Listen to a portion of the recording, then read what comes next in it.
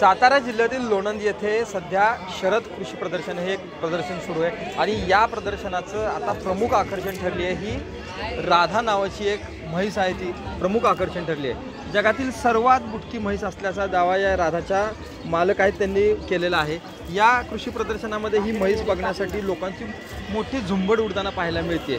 एकूणच या कृषी प्रदर्शनामध्ये इतरही वेगवेगळ्या गोष्टी आहेत, परंतु या म्हैसीला बघण्यासाठी, या जगातील सर्वात लहान म्हशीला बघण्यासाठी लोकांची आता झुंबड उडताना पाहायला मिळते। आपल्यासोबत या म्हशीचे मालक आहेत। काय सांगाल, काय एकूण या राधा म्हशीचं वय काय किंवा तिचा खुराक काय एकूण? नमस्कार, माझे नाव अनिकेत त्रिंबक बोराटे, राहणार मलवडी, तालुका मान, जिल्हा सातारा। तर ही राधा नावाची म्हैस आपल्याच गोठ्यातील मोरा जातीच्या म्हशीला झालेलं आहे। तिचे वैशिष्ट्य सांगायचं झाले तर तिचे उंची 3 फूट, लांबी 6 फुटापर्यंत, तिचे वय एक 2 वर्ष 9 महिन्याचे आहे। त्याचबरोबर तिचे वजन एक 314 किलो आहे।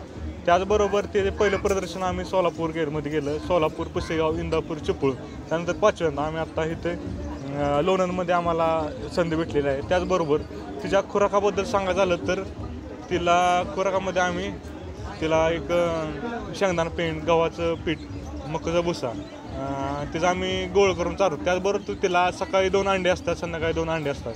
त्याचबरोबर जे आम्ही दावा केला होता की आमची जगातील सर्वात बुटकी म्हैस आहे, त्याचा आम्ही आता सक्सेसफुल होताना दिसतोय की इंडिया बुक ऑफ रेकॉर्डमध्ये आता त्याची आपल्या नोंद होताना पाहते, म्हणजे कालच नोंद झालेली आहे त्याची।